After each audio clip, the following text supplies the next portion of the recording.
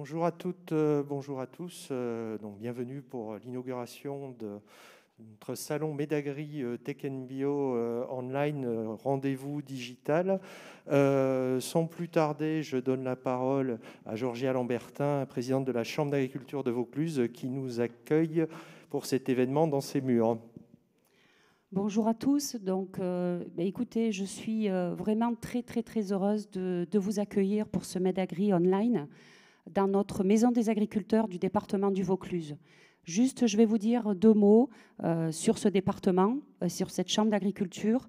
Entre les élus et les collaborateurs, nous avons trois dénominateurs communs qui sont la souveraineté alimentaire, les énergies renouvelables et le changement climatique. Et tout cela passe par des actions qui passent d'abord par le foncier, bien sûr, pour préserver nos terres, et qui passent aussi par une station d'expérimentation que nous avons sur le domaine de Piolenc, où nous expérimentons, bien entendu, les variétés résistantes. Nous expérimentons l'agrivoltaïsme, et nous avons aussi une parcelle de 1 hectare en agroécologie. Donc tout cela pour vous dire que la Chambre d'agriculture est partie prenante de toute cette innovation et toute cette recherche. Et nous avons aussi un département qui est à la pointe de l'agriculture biologique. On amène nos exploitations en haute valeur environnementale aussi. Donc pour ne pas être trop longue sur cet accueil qui m'est très cher, je dirais qu'en bilan et en conclusion de mon discours, je reste persuadée que l'agriculture est une solution à l'adaptation et au changement climatique. Je vous remercie.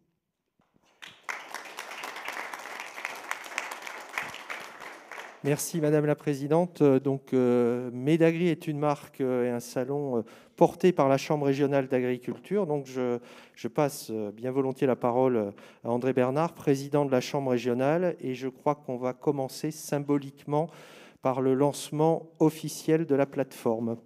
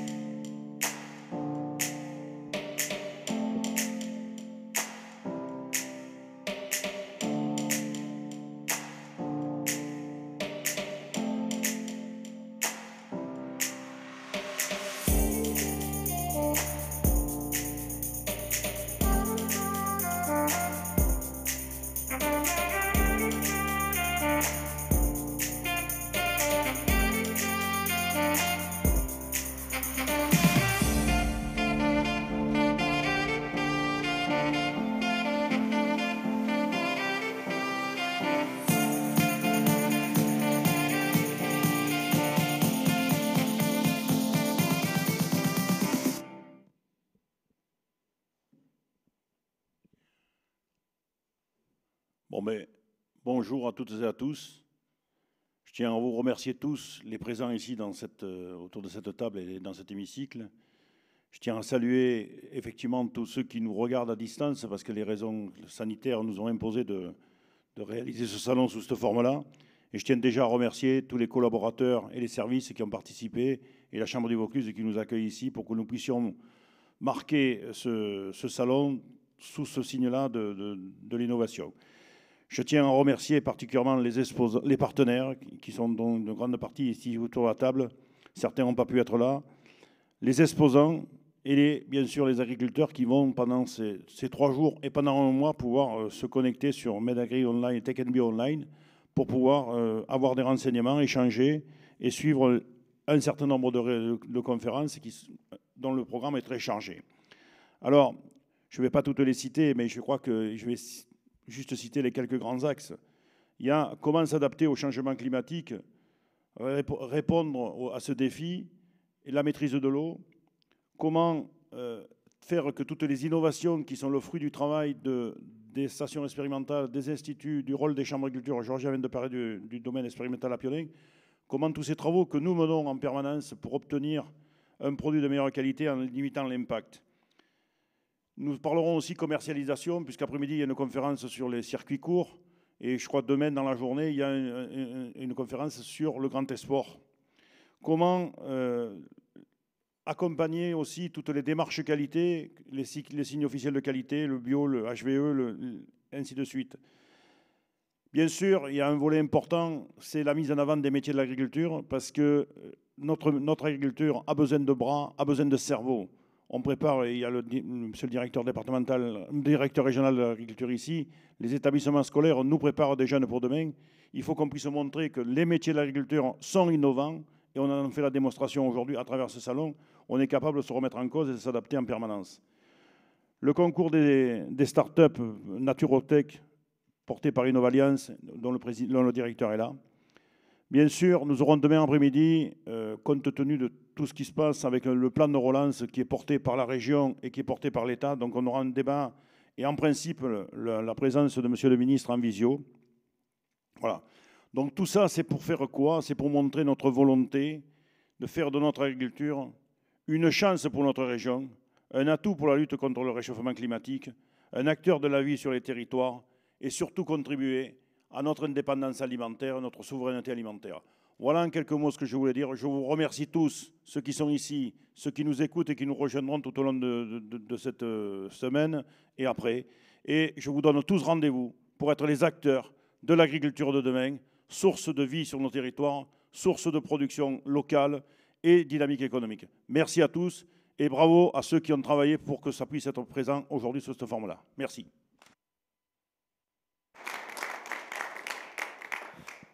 On l'a dit, l'événement est un événement Médagri Tech & Bio porté par la Chambre régionale, mais porté plus largement par le réseau des chambres d'agriculture Provence-Alpes-Côte d'Azur, région Sud.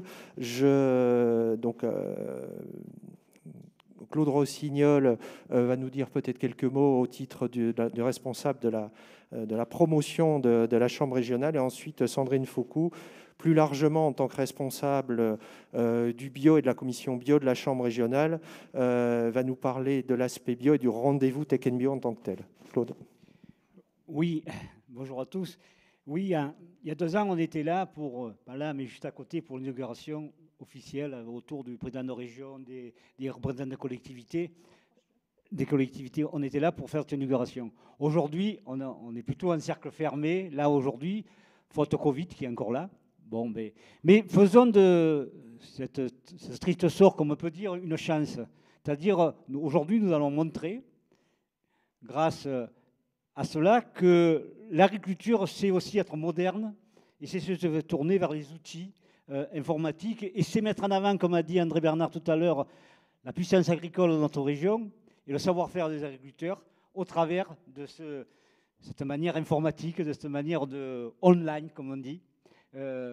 Voilà, donc pour moi, je dis, faisons de cela une chance. Voilà.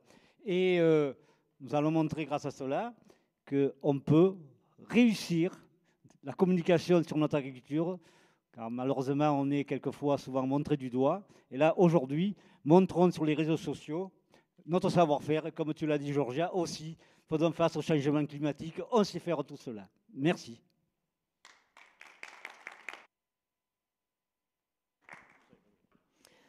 Alors, bonjour et bienvenue à tous les participants donc, de cette journée. Donc, le salon Tech & Bio, je rappelle que c'est un salon qui est porté par les chambres, le réseau des chambres d'agriculture et qui est destiné aux professionnels. C'est un lieu d'échange, de partage, de transfert d'expérience, de retour d'expérience et effectivement aussi de promotion, comme ça vient d'être dit par M. Rossignol, de promotion de l'agriculture et des techniques alternatives. C'est pour ça qu'il y a un certain nombre de conférences qui sont organisées autour de diverses thématiques. Et cette version donc inédite et digitale permet de montrer un petit peu l'empreinte de ce qu'est le Tech & Bio à travers la preuve par l'exemple et notamment la preuve que l'agriculture sait se moderniser et être réactive dans les situations particulières. L'agriculture biologique se doit d'être innovante, compétitive et évidemment utiliser les technologies actuelles et peut-être aussi futures. Donc au travers de l'agriculture biologique et particulièrement régionale, on peut trouver des solutions, des innovations, des réflexions pour contribuer à l'anticipation de la future agriculture méditerranéenne. Donc plus globalement, l'agriculture bio permet à l'agriculture d'avancer et c'est un un trésor que nous avons. Ensuite, en région PACA, nous sommes très bien positionnés sur le développement de la bio, puisque nous avons plus de 28% de surface agricole qui est bio et près de 4000 exploitations qui sont certifiées.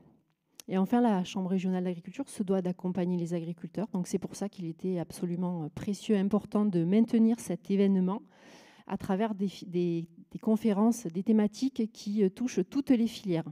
Et pour pouvoir mener à bien ce projet dans ces conditions absolument inédites, je tiens à remercier toute la partie technique et tout l'ensemble de ceux qui nous ont accompagnés, notamment les financeurs, les partenaires, l'agence de bio, Carrefour, enfin il y en a de nombreux autres.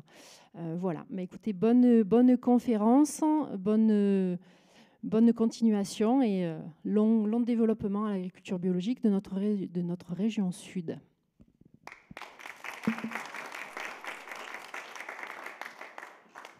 Merci. Et comme vient de le dire Sandrine Foucault, qui m'assure la transition, si les chambres ont voulu cet événement, était à l'origine, bien évidemment, il n'existe que parce qu'il réunit un nombre important de partenaires, l'État, les collectivités territoriales au sens large et différents partenaires publics, OPA agricole et autres qui vont témoigner à leur tour de leur engagement et du sens qu'ils donnent à cet événement. Le président de l'Assemblée permanente des chambres d'agriculture doit nous rejoindre à un moment. Je crois qu'il arrivera un peu plus tard, il parlera un peu plus tard. Donc là, je vous propose, si il est disponible et connecté, non, on n'a pas, le préfet du Vaucluse devait intervenir, donc je vais passer la parole à Bénédicte Martin au titre du Conseil régional et de présidente de la commission agriculture, viticulture et ruralité. Bénédicte.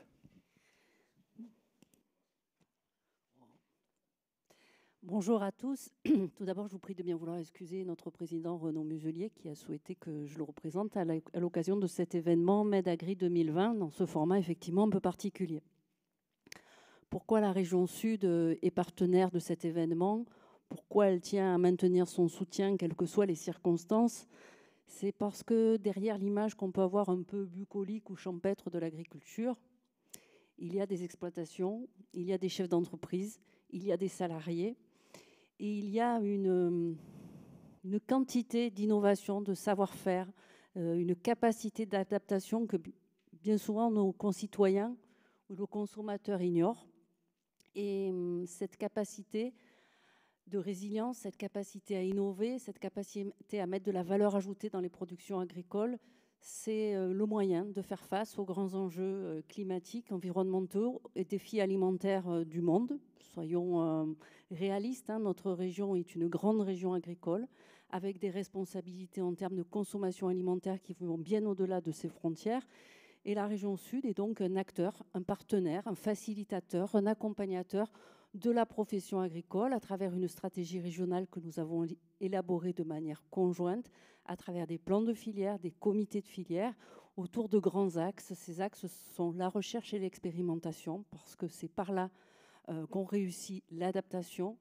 Le deuxième axe, c'est l'hydraulique et l'irrigation, parce qu'on se trouve dans une région avec des situations totalement diverses selon les départements et selon les territoires, et il faut qu'on soit en capacité de répondre à cet enjeu d'irrigation agricole.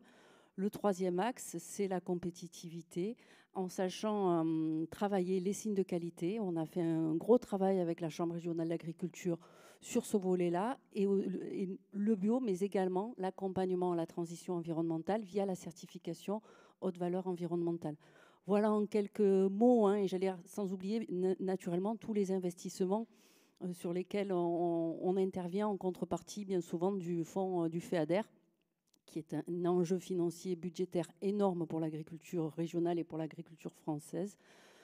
Donc voilà, en quelques mots, pourquoi la région Sud a tenu à être présente, à rester aux côtés du monde agricole, quelles que soient les circonstances, et ravi que vous donniez aussi l'image de cette capacité à maintenir des événements de ce type grâce aux nouvelles technologies, et s'il fallait le démontrer que vous aviez une longueur d'avance, vous l'avez fait aujourd'hui.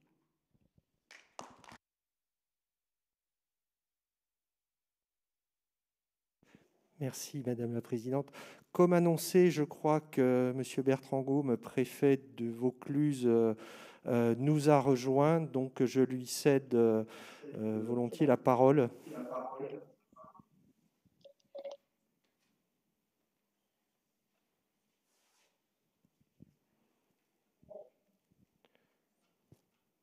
Comment ça marche?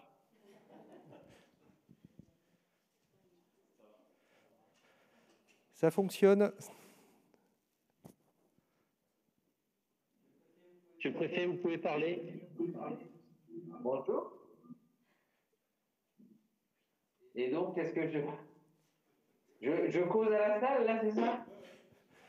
Allez-y, Ah oui, ce qui est allez-y. très troublant, c'est qu'on ne voit pas la salle. Donc, il n'y a pas moyen que dans mon écran, j'ai quelque part la salle, si, histoire de savoir à qui je cause. Ah ben voilà, ok, merci beaucoup. Bon, écoutez, bonjour à toutes et à tous. Je voudrais saluer le président de la Chambre régionale d'agriculture, les présidents de chambres, présidentes et présidents de chambres départementales, l'ensemble des services qui sont mobilisés. Je voudrais d'abord vous dire que je serai bienvenu à la Chambre départementale d'agriculture de Vaucluse ce matin pour effectuer ce lancement, mais l'actualité a repris le dessus, notamment sur le plan sanitaire. Je vais vous en dire un mot, mais avant toute chose, je voulais féliciter le monde agricole, sa capacité d'adaptation et de résilience, parce que vous avez été le deuxième salon professionnel, à part la foire de Marseille, à être concerné directement par ces annulations et cette baisse de jauge, puisque nous avions travaillé avec les équipes de la Chambre régionale et le prestataire de services qui vous accompagnent pour cet événement à une jauge de 5000 personnes. Et à l'époque, nous avions décidé de diminuer la jauge à 1005. Et là, les chiffres, je vais y revenir, vont nous obliger, la situation sanitaire va nous obliger à restreindre encore un peu plus. Mais en tout cas, vous avez su démontrer une capacité d'adaptation avec cet événement numérique. Alors, ça n'a ni le même goût, ni tout à fait la même saveur, mais malgré tout, ça reste quelque chose d'absolument essentiel de faire vivre la flamme de l'agriculture provençale, alpine et de Côte d'Azur. Et je salue, il me semble, je ne sais pas si elle est avec vous physiquement, ou si elle était comme moi en visioconférence, mais je salue Bénédicte Martin, la vice-présidente de la région, dont j'ai reconnu la voix vaguement. Je salue aussi, j'imagine, Christian Mounier, le vice-président du conseil départemental de Vaucluse et l'ensemble des élus présents. Alors moi, ce que je voulais vous dire d'abord, c'est que effectivement la situation sanitaire n'est pas simple. Et quand je dis qu'elle n'est pas simple, c'est que je vais parler avec les statistiques du Vaucluse. Nous avons terminé ce matin une audioconférence où la Chambre d'agriculture de Vaucluse ne pouvait pas être là au regard de l'événement de ce matin, évidemment. Mais les vignerons indépendants étaient là, c'était mon point hebdomadaire. Et pour dire les choses, nous sommes passés mardi dernier matin d'un taux d'incidence aux alentours de 95 pour 100 000 habitants à un taux d'incidence hier soir à 140 pour 100 000 habitants. Donc c'est une augmentation massive de 58%. Qui clairement commence à avoir des vrais impacts. On a un niveau hospitalier qui est en phase de très fortement, d'être très fortement chargé. On a eu deux premiers transferts en réanimation sur Marseille. Donc on va réaugmenter la place en Vaucluse de réanimation, mais il faut vraiment qu'on soit très très vigilant. Qui du coup implique forcément là aussi les adaptations du monde agricole, et je dois là aussi adresser mes remerciements et mes félicitations principalement aux viticulteurs et aux arboriculteurs de deuxième partie de la saison.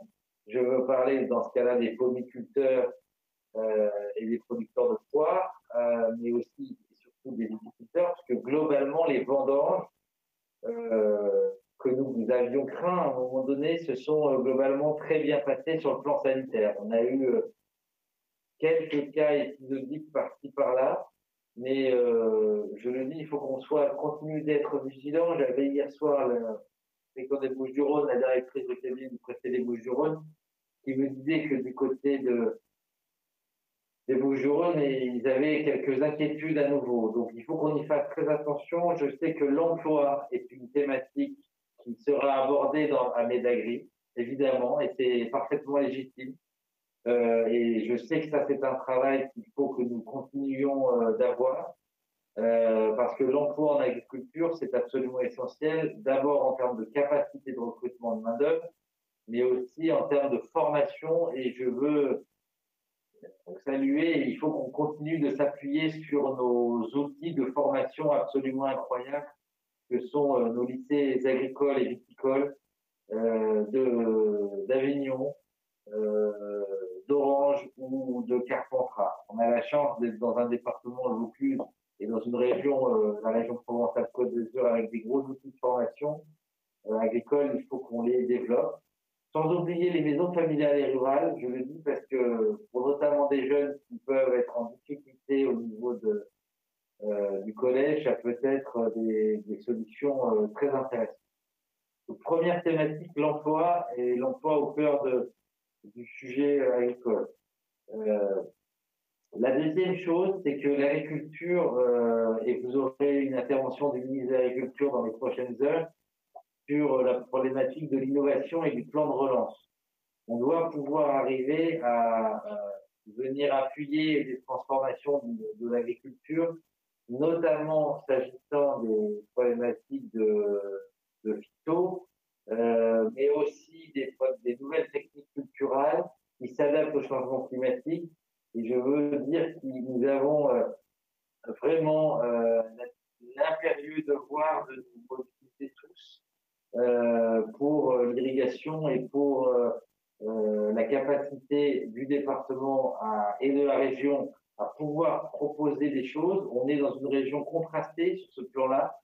On a une chance inouïe qui est d'avoir le grand réservoir de Serponçon qui nécessite d'être toujours cultivé, en tout cas amplifié dans sa technicité avec des systèmes de sous-pression en sortie, parce que Serponçon aussi va être impacté par le changement climatique, évidemment, que c'est un régime nidial qui fait en sorte d'alimenter la vasque d'origine.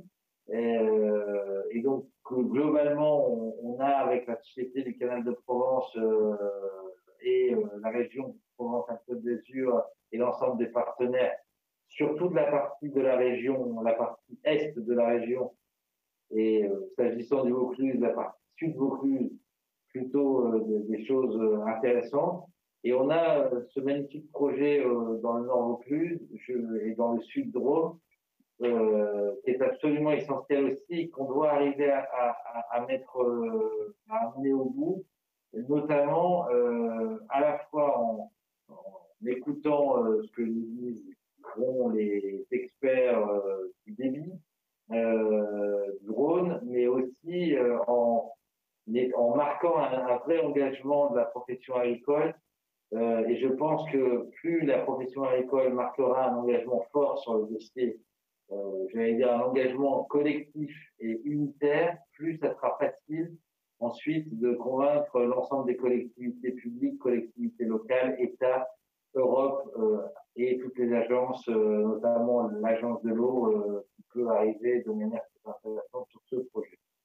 Troisième thème que je voulais aborder très rapidement, avant de conclure, c'est ce que j'appellerais la fierté paysanne. On vit dans une société et c'est pour ça que c'est très important que vous ayez maintenu Médagri, y compris dans la voie dématérialisée.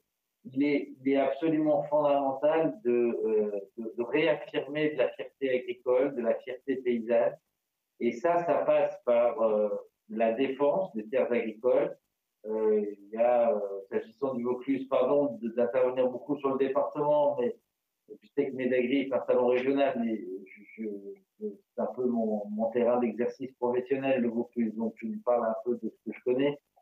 Il y a un dossier que connaît bien la présidente de la Chambre départementale d'agriculture concernant un scotch de la COV. On a aujourd'hui une jeune page dans le journal qui évoque quelque chose que nous avons fait ensemble pour défendre la terre agricole, et ça c'est important parce que ça va avec la fierté, ce que j'appelle la fierté paysanne, la fierté agricole, c'est-à-dire la capacité de dire que l'agriculture c'est pas un supplément d'âme, c'est d'abord de l'économie, mais c'est aussi plus que de l'économie, puisque ce sont des paysages, ce sont des capacités d'attraction touristique, donc à la fin aussi de l'économie. Et c'est surtout des valeurs et une tradition qui se modernise et qui sait s'adapter au réel à travers, par exemple, le numérique aujourd'hui. Voilà ce que je voulais dire. Alors, je ne sais pas très bien ce qui est prévu, il faut me dire. J'avoue que j'étais dans des tunnels de réunion sanitaire, donc il y a un échange où je disparais. Comment je fais ?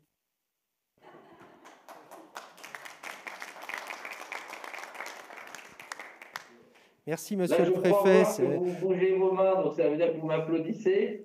Je vous remercie aussi, mais comme je ne vous entends pas.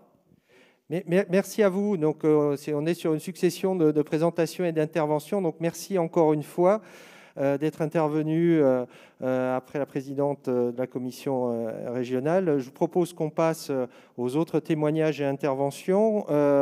On a parlé de l'état des collectivités, notamment les collectivités locales et territoriales du département. Donc, nous avons ici la ville d'Avignon, l'agglomération et le département.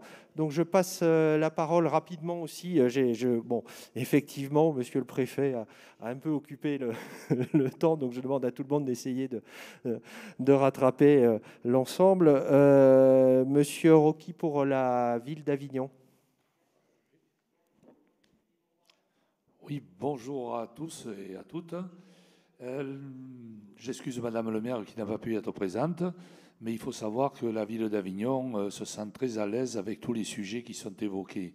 Depuis l'élection de Madame L, la première chose qu'elle a faite, c'est de remunicipaliser la cantine municipale, ce qui a permis de se mettre en contact directement avec les producteurs et bien sûr avec la Chambre d'agriculture. Nous travaillons de concert avec tout ce monde pour nourrir les enfants de la ville d'Avignon, mais aussi nous partageons un certain nombre de projets, donc alimenter en eau les coteaux d'Avignon. Nous avons aussi réussi, à travers tous les sujets que nous avons, c'est de défendre les terres agricoles, puisque depuis son élection, Madame L n'a pas donné un seul mètre carré à l'urbanisation. Et au contraire, donc, dans le prochain PLU, il y a des terres qui sont urbanisées, qui deviendront agricoles. Donc, à travers toutes ces actions, on se sent à l'aise avec tout ce qu'on entend. Et je crois qu'on continuera avec, dans son projet pour le futur, il y a aussi une régie municipale agricole qui va être mise en place et qui devrait permettre peut-être d'aider des jeunes agriculteurs aussi à revenir vers nous. Et je crois que c'est quand même assez important. On est ici à Agroparc. Il faut savoir qu'il y a à peu près une trentaine d'hectares qui ne sont pas encore mis en urbanisation réelle. Et donc, depuis, on a passé des accords donc, avec le Grand Avignon et avec Citadis pour que toutes ces terres soient remises aux agriculteurs présents sur Montfavet. Et c'est ce qui est actuellement le cas. Voilà, je crois que le salon Médagri est pour nous essentiel, puisqu'on avait prévu d'avoir un stand avec le Grand Avignon pour justement débattre un peu de tout ça et de montrer qu'on peut changer les choses. C'est des fois un peu difficile. Monsieur le préfet en a parlé un petit peu dans AgriLocal. AgriLocal est une arme pour toutes les collectivités pour aller directement se servir chez les agriculteurs, puisqu'on les choisit.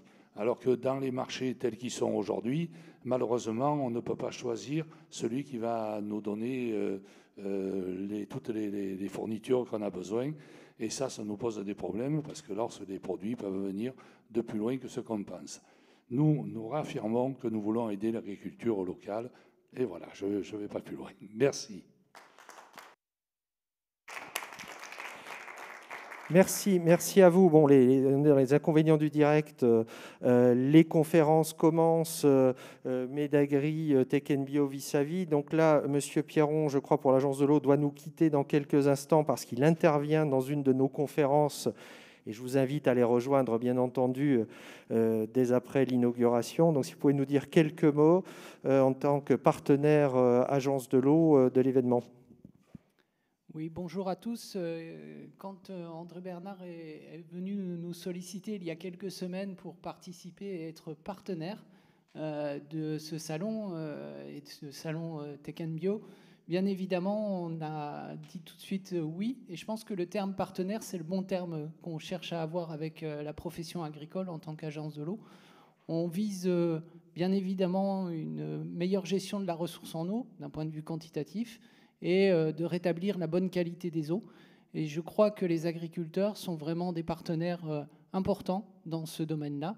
Donc on est présent sur ce salon pour signifier ce partenariat et présent aux côtés de l'agriculture tout au long de l'année, à la fois pour permettre une conversion de l'agriculture biologique sur les territoires, mais également pour encourager les économies d'eau que peut faire le monde agricole afin de laisser bien évidemment un peu plus d'eau dans les milieux naturels, qu'on puisse tous en profiter par la suite et qu'on puisse avoir des milieux qui vont être plus résilients face au changement climatique. Voilà, donc je tenais à vous remercier pour cette présence et nous accepter en tant que partenaire sur ce territoire.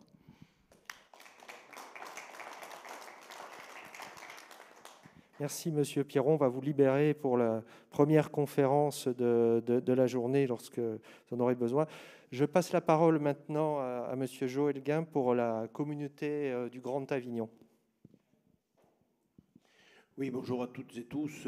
Écoutez, c'est avec grand plaisir que nous participons et je dirais de façon assez éphémère pour ce qui me concerne, puisque je suis obligé de repartir. J'ai un impératif pour 11 heures. J'avais dit à Monsieur Bernard. Donc, simplement, moi, je veux saisir cette occasion pour féliciter et dire bravo aux organisateurs, parce que dans un temps restreint, ils ont su adapter cette nouvelle formule pour Medagri et en faire une formule digitale online. C'est vraiment, je pense, quelque chose de très fort pour moi. Et le Grand Avignon donc soutient tous ces efforts parce que oui, Medagri est une manifestation qui est très importante. Je crois que dans notre pays, l'agriculture est une puissance que l'on ne met pas assez en avant, une puissance économique. Derrière l'agriculture, il y a l'industrie agroalimentaire. Ce sont des leviers majeurs pour moi de notre économie. Et donc, on doit être très attentif, nous, en termes de collectivités locales et territoriales. Pour ce qui me concerne, je sais que de plus en plus, les collectivités se tournent vers la culture bio, les circuits courts. Puisque, comme le disait mon collègue d'Avignon, il est évident que pour ce qui concerne les collectivités, les cantines aujourd'hui, on ouvre de plus en plus pour nos enfants à de la nourriture de qualité, donc le bio, mais aussi, plutôt que de passer par des marchés, des systèmes de marché, on passe directement, on essaye de travailler avec les circuits courts, ce qui est quand même, ça fait vivre le local, 2, ça permet à nos enfants d'être dans une qualité de nourriture qui est quand même assez appréciable. Donc moi je dis bravo à toute cette organisation. Le Grand Avignon soutient et soutiendra toujours ce secteur-là parce que l'agriculture c'est aussi la préservation de notre environnement et qui a un rôle majeur là-dedans. On a beau faire tous nos efforts, mais c'est grâce à l'agriculture quand même que nous maintenons nos zones, protégeons nos zones au niveau de l'environnement. Et c'est une très bonne chose, puisque aujourd'hui, au niveau du Grand Avignon, c'est vrai que dans le futur mandat qui m'a été donné de conduire, l'environnement, la transition énergétique seront des axes majeurs. Donc moi, je dis bravo à tout le monde et good luck. Voilà.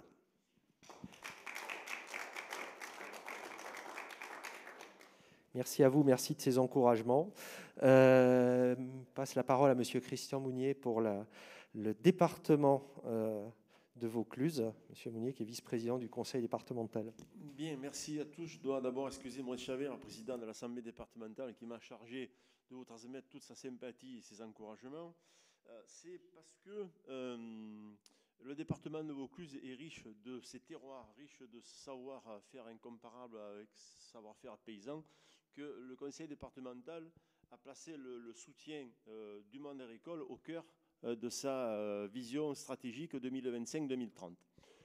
Vous avez dit les uns les autres que l'agriculture de ce département était une économie majeure. C'est vrai que c'est la première économie de ce département, et c'est parce que cet enjeu est si important qu'on a, avec la région, voulu démontrer tout notre attachement, tout notre soutien à cette économie agricole et à notre agriculture. On a conventionné avec la région, ce qui nous a permis de continuer à accompagner le monde agricole dans toutes les actions que l'on pouvait continuer. La loi NOTRe nous a permis à certains départements de se désengager, certains ne s'y sont pas privés, mais nous, on a vraiment voulu montrer notre attachement à l'économie agricole de ce département qui est capitale. 40% de l'agriculture de la région vient de l'agriculture de ce département de Vaucluse, et il était capital pour nous de montrer notre soutien et notre attachement. On le démontre au quotidien, ce soutien, cet attachement, en accompagnant la promotion de notre département, la promotion de toutes les filières, avec des actions au quotidien, avec une action phare qu'on a voulu réaliser avec Terroir en Fête. Alors, avec les conditions sanitaires, on n'a pas pu cette année le renouveler. On espère que l'année prochaine, on pourra remettre toutes nos filières, tout ce savoir-faire au cœur d'une belle manifestation. On le démontre également en accompagnant la recherche, l'expérimentation, l'innovation, surtout par rapport aux raisins de table, puisqu'on accompagne la recherche sur la station expérimentale de la Tapie pour avoir une agriculture plus vertueuse, pour avoir des variétés résistantes qui nécessiteront quasiment plus de traitement. On accompagne aussi l'installation des jeunes agriculteurs au travers d'un dispositif qui s'appelle Graines d'avenir, qu'on a voulu mettre en place dans le cadre d'un accompagnement plus spécifique sur l'agroécologie, sur la vente directe, sur les circuits courts. On a un dispositif aussi qui s'appelle un dispositif de reconquête des friches. On a vraiment voulu marquer cette volonté d'accompagner le monde agricole pour les aider à reconquérir ces friches en doublant l'enveloppe. On est passé de 150 000 à 300 000 euros, et toutes les communes de ce département en bénéficient. Il y a encore 2 ans, il n'y avait que les communes rurales qui pouvaient en bénéficier, les communes urbaines en étaient exclues. Et là, on a changé le dispositif pour faire en sorte que toutes les communes de ces départements puissent être éligibles. On accompagne bien entendu le pastoralisme avec des financements au niveau du SERPAM. Et puis, on a aussi eu la volonté de répondre à un appel à projet national au niveau d'un programme alimentaire territorial. Et on a été retenu, et on sera chef de file au niveau des 6 départements de la région, parce que ce programme alimentaire territorial, il a quand même une connotation particulière. Il a une connotation à vocation sociale. C'est normal, c'est la compétence majeure de ce département, mais aussi une compétence éducative, parce qu'on considère qu'éduquer les gens à bien manger, éduquer les gens à savoir cuisiner, fait partie de ce qu'on doit apprendre demain et ce qui est majeur en termes d'évolution. Et puis, on a surtout cette dimension, puisque je pense qu'on est le seul département de cette région à mettre autant de moyens dans le développement des réseaux d'irrigation, dans la modernisation, depuis très longues années, depuis les années de décentralisation au début des années 80. Nos prédécesseurs ont compris que l'irrigation était un enjeu majeur de ces départements. Ils ont été visionnaires. Et ce changement climatique qui s'annonce devant nous, qui est à nos portes, est tellement important qu'on doit continuer et mettre encore plus de moyens qu'auparavant pour accompagner nos agriculteurs, parce que sans eau, vous savez très bien qu'on n'aura plus d'agriculture demain. Donc, oui, ce département a encore de beaux jours. Oui, l'agriculture est une économie d'avenir. Et puis on a bien vu que pendant cette période de problématique sanitaire, l'autonomie alimentaire était quelque chose de capital. Si on devait fermer nos frontières, si une pandémie devait encore demain nous arriver, si nos frontières étaient totalement fermées, je pense qu'au bout de 8-10 jours, on n'aurait plus grand-chose à manger sur les étalages. Donc il faut accompagner cette agriculture et le département continuera d'être à vos côtés, chers amis agriculteurs, encore pendant longtemps. Et donc toutes nos félicitations parce que vous le méritez. Et cette agriculture qui est de plus en plus vertueuse, nos agriculteurs font d'énormes efforts. On considère toujours nos agriculteurs comme des empoisonneurs. On les montre souvent avec un pulvérisateur en voyant des nuages de pulvérisation qui sont réalisés. Et alors aujourd'hui, je pense qu'on ferait la société s'enorgueillerait de les accompagner plutôt que de les critiquer. Merci à tous.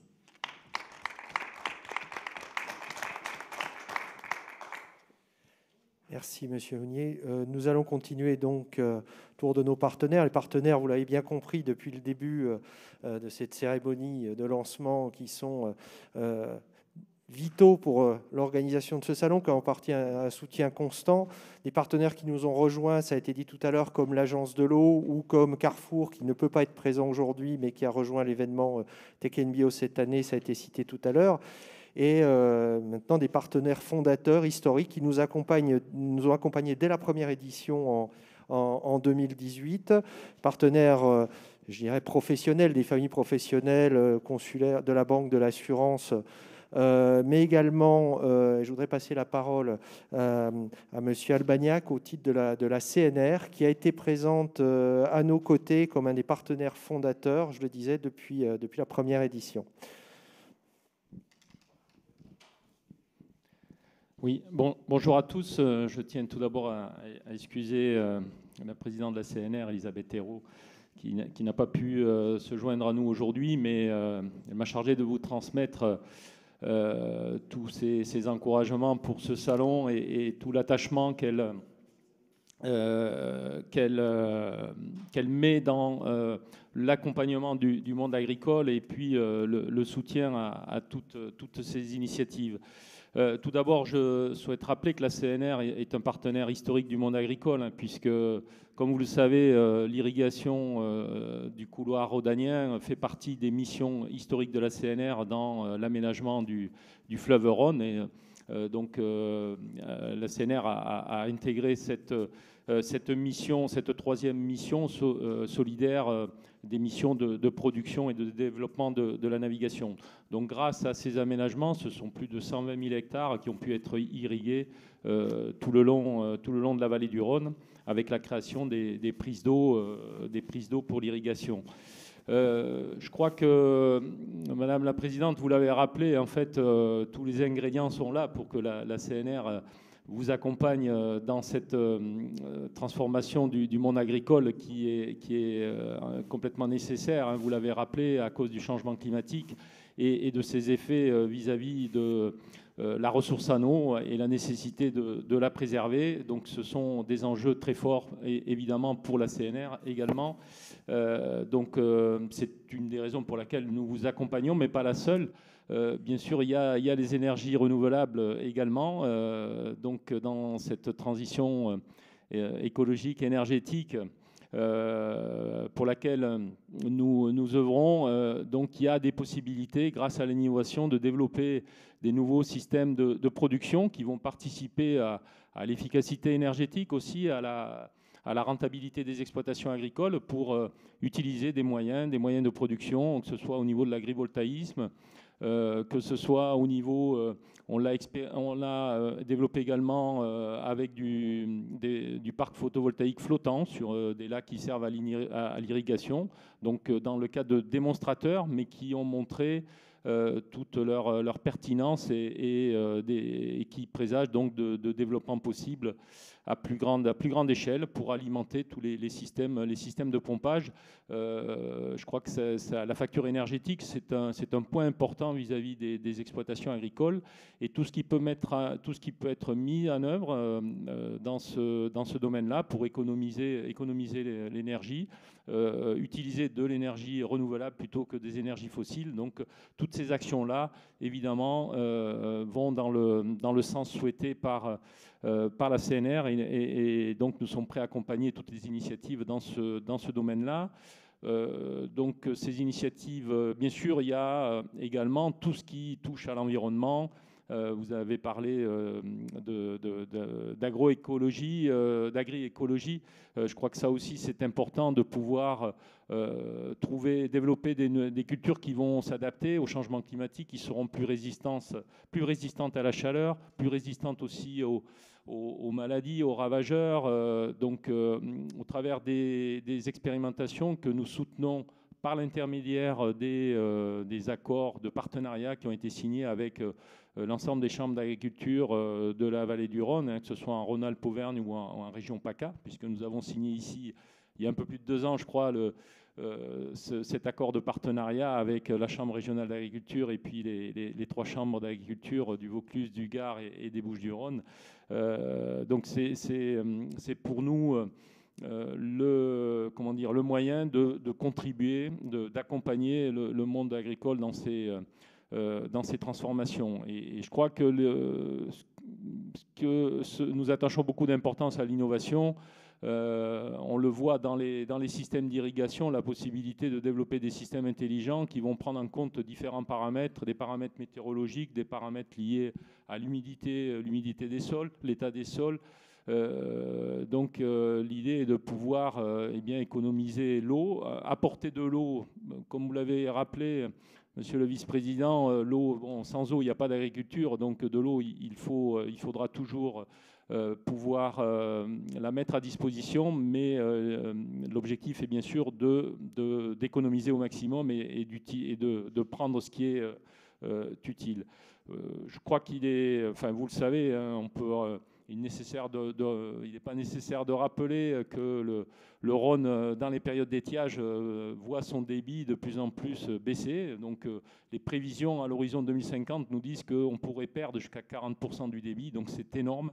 Et bien dans ce contexte-là, dans un contexte où les glaciers n'existeront certainement plus, les glaciers alpins n'existeront plus à la fin du siècle, c'est les climatologues qui nous le prédisent, et bon, on le voit, les effets sont déjà visibles aujourd'hui, donc il est essentiel de se préparer à ces avenirs dès à présent et ne pas attendre le dernier moment pour accompagner ces changements. Donc en tout cas, moi je tiens à vous féliciter pour l'organisation de ce salon dans ces conditions exceptionnelles, et je tiens à vous redire tout le soutien de la CNR pour promouvoir cette agriculture innovante, cette agriculture de demain, d'aujourd'hui et de demain, parce que je crois qu'il y a plein d'idées qui peuvent être partagées et développées sur l'ensemble du couloir rhodanien. Voilà, merci.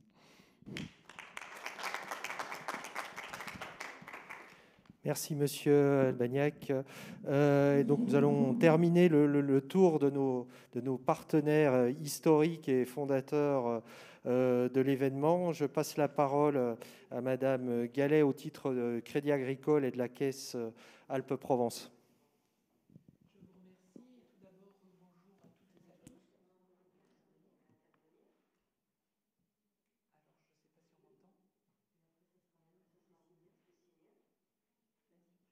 Donc,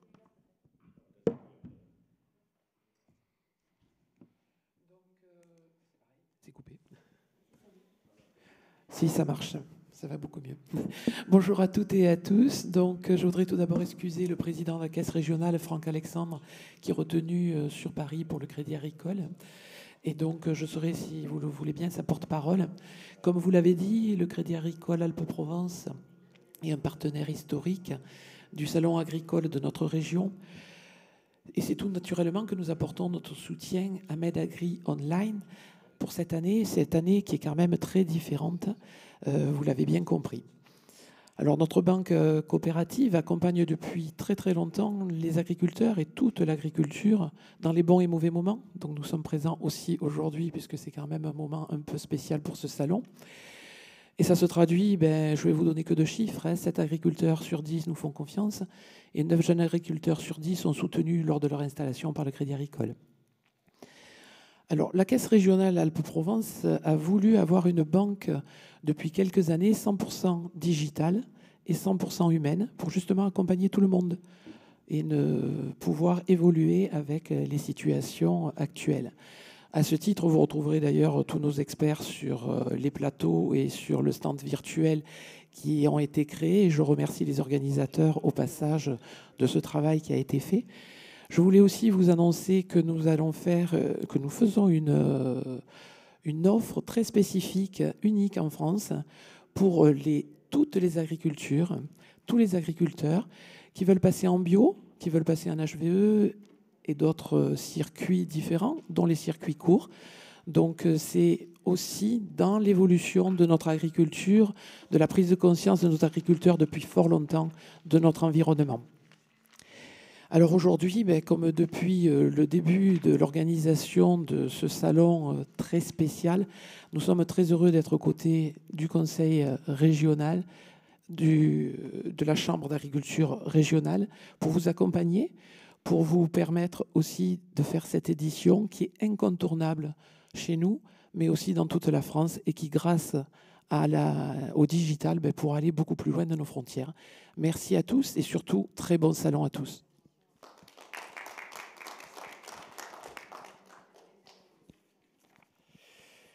Merci Madame Gallet. Je vais donc passer la parole à Christophe Charançol pour Groupama et on demandera ensuite, je crois que Sébastien Windsor, président de la PCA, nous a rejoint. Donc je vais lui demander après l'intervention de Christophe de bien vouloir conclure cette petite manifestation d'inauguration de notre salon digital. Christophe, je te laisse la parole.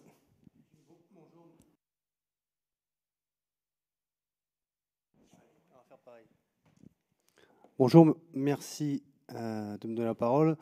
Très heureux d'être parmi vous aujourd'hui dans des conditions, c'est clair, un petit peu particulières. Je dois tout d'abord excuser mon président de caisse régionale, Jean-Pierre Constant, qui n'a pas pu être parmi nous ce matin, mais qui sera là après-midi pour participer à une conférence. Donc il sera bien présent. Remercier et féliciter les équipes de permettre à ce salon Medagri de le faire online. Donc, non seulement c'est une capacité d'adaptation, mais mes propos sont un peu imagés, mais je trouve que c'est un vrai rebond. Et ce rebond, en très peu de temps, d'arriver à organiser un événement de cette manière-là, en effet, ça a été dit tout à l'heure, il faut le prendre plutôt comme une opportunité de toucher encore plus de personnes partout en France et ailleurs.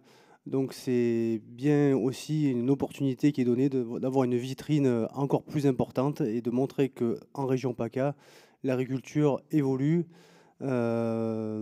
promouvoit ses produits et au niveau de Groupama Méditerranée, nous sommes totalement en phase avec ça, avec nos racines bien ancrées dans la terre, bien agricoles. Et nous voulons simplement affirmer, confirmer notre soutien à cet événement, à la Chambre régionale d'agriculture et maintenir que nous continuerons à l'avenir à maintenir ce genre de soutien. Voilà, donc sans prendre trop de temps, voilà, félicitations à tous et longue vie à Medagri.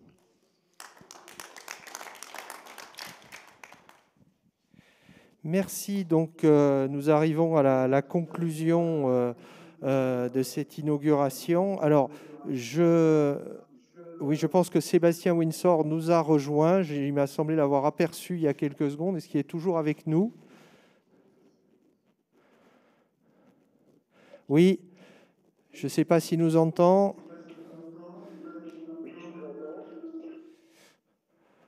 Parfait. Bon, donc, je laisse la parole.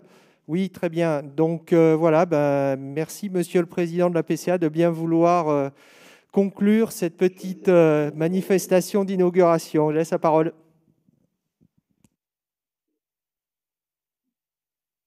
C'est à vous, vous pouvez y aller. Bonjour à tous. Alors, je n'ai pas de retour, donc je ne sais pas si vous m'entendez. En tout cas, voilà, je vous dire qu'aujourd'hui, voilà, président des chambres d'agriculture de France, je suis fier de voir cet événement et l'engagement des chambres de la région PACA autour de cet événement. Elle a autant été télescopée par à la fois l'impact du changement climatique depuis ces 4 ou 5 dernières années et tous les phénomènes qu'il peut nous apporter, où ce changement climatique met à mal d'une façon assez incroyable toute l'économie agricole et en particulier dans les régions et dans les zones méditerranéennes, à une période où avec la crise Covid, on n'a jamais autant parlé de souveraineté, mais on n'a aussi jamais été aussi peu souverain dans notre alimentation. Eh bien, je trouve que voilà, l'implication des chambres pour organiser cet événement est une belle façon de prendre le taureau par les cornes et d'essayer d'amener des réponses. Ceci, j'en suis d'autant plus fier que cet événement, il est vraiment fait de façon très inclusive, bien sûr organisé par les chambres d'agriculture, mais quand je regarde la liste des partenaires qui sont impliqués, ça montre que les structures ne travaillent pas de la même façon sur les thématiques. Bien sûr, on parle d'agriculture biologique, mais on y parle aussi d'export, et je trouve que voilà, rares sont les événements où on arrive autant à parler dans le respect de la diversité des filières, de la recherche de solutions. Je salue vraiment cet événement. Je le salue d'autant plus que ce n'est pas une action isolée faite par la Chambre PACA. Ça s'inscrit, j'allais dire, dans un projet stratégique que les chambres portent depuis maintenant un peu plus d'1 an, avec une diversité d'actions. D'abord des actions de communication pour essayer de faire dialoguer à nouveau agriculture et société. Et là, je pense que, voilà, en parlant pas seulement de l'agriculture avec un regard environnemental, mais aussi de l'agriculture avec sa capacité à nourrir le monde, avec sa capacité à produire une alimentation pour nos concitoyens. Et donc, je pense que ce salon s'inscrit pleinement dans cet objectif. Et puis aussi des objectifs, j'allais dire, plus terre à terre pour nous, agriculteurs, celui de la recherche de solutions par l'innovation, qui fait partie des domaines d'activité stratégiques dans lesquels les chambres ont marqué leur engagement. Et donc là, au travers des innovations qui sont proposées et qui seront, j'allais dire, débattues et qu'on porte à connaissance, eh bien, on s'inscrit pleinement dedans. Et puis, on avait fait de ce projet stratégique un axe très fort autour de l'accompagnement dans les transitions.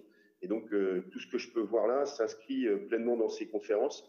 Et enfin, voilà, je salue. Alors, malheureusement, le Covid nous a obligés à faire un environnement 100% digital.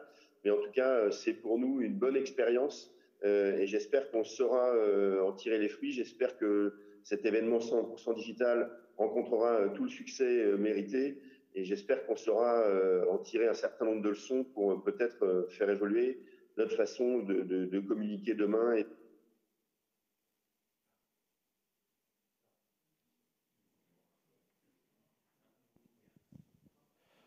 Je crois qu'on a perdu le son. On s'acheminait vers la conclusion, a priori, de ce que j'avais compris. Est-ce qu'on... Non, c'est bon. Ben, je crois qu'on va pouvoir... Bon, on va remercier Sébastien Windsor pour cette conclusion. Et puis je crois que vous pouvez tous vous applaudir et vous applaudir collectivement, tous partenaires et solidaires pour cet événement. Et moi, je témoigne du fait que l'engagement de tout le monde a permis, en l'espace de 3 semaines, de passer d'un événement physique qui s'annonçait bien, sous de très bons auspices, y compris pour l'économie locale. Malheureusement, peut-être dans 2 ans, on fera mieux et plus physique. Mais je dois saluer, je pense, avec André, l'implication et le soutien qu'on a reçu de l'ensemble des partenaires, je crois qu'on peut encore le souligner, mais également de l'ensemble des exposants qui se sont tous lancés avec nous dans cette expérience. Et je nous souhaite bonne chance à tous et on tirera les conclusions d'ici quelques jours. André. Merci Jean-Pierre pour cette organisation de ce tour de table. Merci à tous les intervenants. Merci à Sébastien, à Monsieur le Préfet à distance de ces mots à notre égard. Je suis très fier de porter cette manifestation au titre de la Chambre régionale. Et je crois qu'effectivement, il faut que l'on poursuive dans cette dynamique-là. Parce qu'effectivement, l'agriculture, c'est quelque chose de fort. Ça a été dit par un certain nombre de personnes. Ça montre, les partenaires sont avec nous pour faire avancer l'agriculture. Parce qu'effectivement, il faut qu'on avance dans la qualité, dans la performance sur les territoires, de la sécurité alimentaire. C'est tous ces points-là. Il faut qu'on s'adapte au changement climatique. Il y a énormément de choses. Et je crois que chacun individuellement, on ne peut pas faire grand-chose. Par contre, quand chacun additionne ses compétences et ses moyens et qu'on les met tous dans le même sens, on peut faire des choses extraordinaires. Et permettez-moi de conclure ce propos introductif. Effectivement, je crois que je remercie l'équipe de la Chambre régionale et l'équipe Mercantour pour avoir réussi en 3 semaines à mettre ça en place. Bravo déjà, parce qu'effectivement, je crois que c'est une prouesse technologique, moi qui ne comprends rien en numérique. Eh bien, bravo, et merci aux opérateurs, parce que c'est quelque chose d'extraordinaire. Rémi, je suis soulagé, parce que la première séance, elle est bien passée. Ça montre bien que notre salon MedAgri va aller encore plus loin à l'intérêt de l'agriculture de cette région. Merci à tous et allons-y.